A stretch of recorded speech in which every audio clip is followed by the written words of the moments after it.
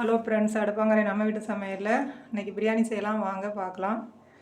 1 kilo அரிசிக்கு தேவையான அளவு என்னென்ன பொருள்னு தெரிஞ்சுக்கோங்க.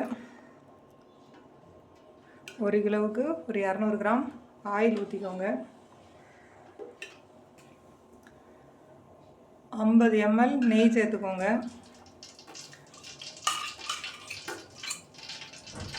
தேவையான அளவு பட்டை, அன்னாச்சிப்பூ, ஒரு இலை, ஒரு மராட்டி மொக்கு, லவங்கம், ஏலக்காய் இதெல்லாம் எடுத்து வச்சுருக்கேன்.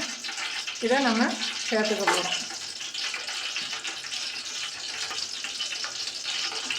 இப்போ அது சேர்த்த உடனே ஒரு 400 கிராம் வெங்காயம் இது மாதிரி கட் பண்ணி வச்சுருக்கேன்.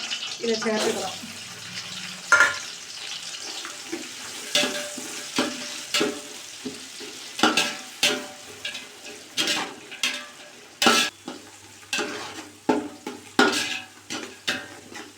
பச்சை மிளகாய்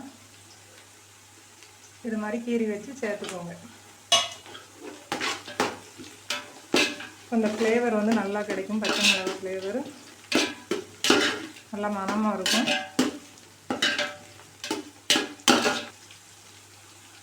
வெங்காயம் இந்த அளவுக்கு வதங்கின உடனே இஞ்சி பூண்டு பேஸ்ட்டு சேர்த்துக்கலாம்.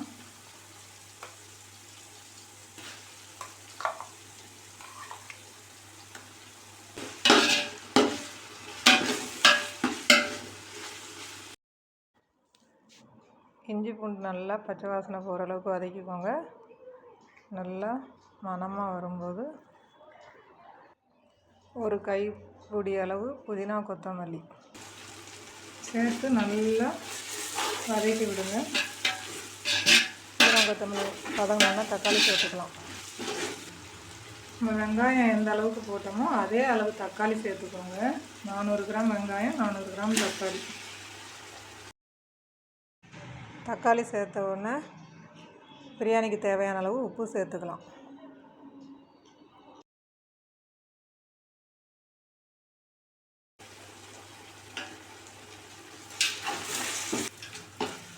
தக்காளி வந்து ரொம்ப நேரம் வதங்கணும்னு தேவையில்லை. ஏன்னா நம்ம கறி போட்டு வதங்கும் போது தக்காளி நல்லா வதங்கிடும். அதனால் நம்ம இப்போ வந்து இதில் மசாலா சேர்த்துக்கலாம். பச்சை மிளகாய் கொஞ்சம் அதிகமாக போட்டுக்கிறதுனால காரம் கம்மியாக சேர்த்துப்போம். நல்லா ஒரு பெரிய ஸ்பூனுக்கு 2 ஸ்பூன் அளவுக்கு தனி மிளகாத்தூள்,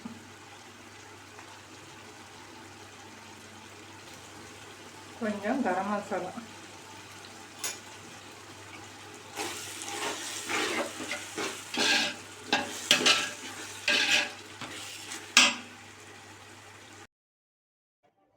இப்போ சிக்கனை சேர்த்துக்கலாம். நான் தயிர் ஊற்றின வீடியோ மிஸ் ஆகிடுச்சு. சிக்கன் போட்டதுக்கப்புறம் தயிர் ஊற்றி இது மாதிரி கலந்துட்டு ஒரு 10 நிமிஷம் நாம் மூடி வைக்கலாம். இப்போ கறி எப்படி வந்திருக்குன்னு பார்க்கலாம். இப்போ நல்லா ரெடி ஆகிடுச்சு. நம்ம தண்ணி சேர்த்துக்கலாம். இப்போது தயிர்லேருந்தும் கறியிலேருந்தும் கொஞ்சம் தண்ணி பிரிஞ்சிருக்கு. அதனால் நம்ம தண்ணி வந்து கொஞ்சம் கரெக்டாக வச்சுக்கலாம். நான் அந்த கப்புக்கு 3 கப்பு அரிசி போட்டேன். 4:30க்கு 4 அளவு தண்ணி ஊற்றிக்கிறேன்.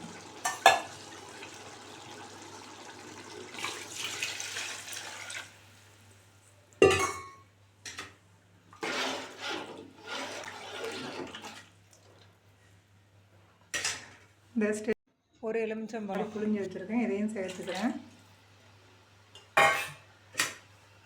உப்பு கரெக்டாக இருக்கான்னு செக் பண்ணிக்கலாம். உப்பு உரப்புலாம் கரெக்டாக இருக்குது. நம்ம இதை வந்து இப்போ மூடி வச்சுட்டு கொதிக்க வச்சிடலாம். இப்போ நல்லா கொதி வந்திருக்கும்னு நினைக்கிறேன். நல்லா கொதிக்க ஆரம்பிச்சிடுச்சு. நம்ம இந்த ஸ்டேஜில் அரிசி இது மாதிரி சுத்தம் பண்ணி ஊற வச்சு வச்சுருக்கேன். இதை இப்போ சேர்த்துக்கலாம்.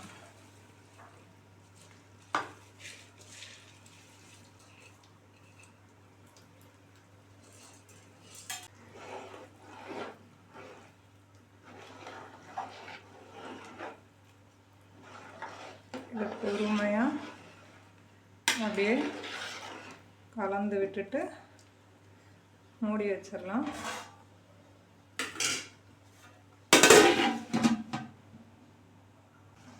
இப்போ அரிசி போட்டு ஒரு 10 நிமிஷம் ஆயிடுச்சு. இப்போ நம்ம வந்து ஓப்பன் பண்ணி பார்க்கலாம்.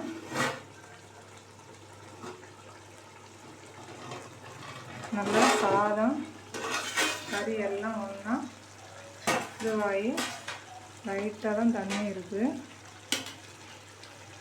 நல்லா ஒன்று போல் வந்துருச்சு. இப்போ ஒன்று போல் லைட்டாக கிளறி விட்டு நம்ம தம் போட்டுடலாம். ஒரு 1/4 ஹவர்.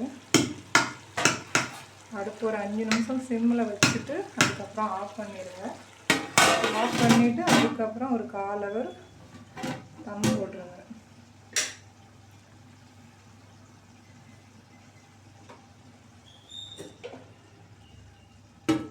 நான் கொஞ்சம் சூடான தண்ணியை அது மேலே தம்முக்காக வச்சுருக்கேன். இப்போ பிரியாணி நல்லா ரெடி ஆகிடுச்சு. நீங்களும் இது மாதிரி செய்து பாருங்கள். நம்ம சேனலுக்கு சப்ஸ்கிரைப் பண்ணுங்கள், ஆதரவு கொடுங்க. நன்றி, வணக்கம்.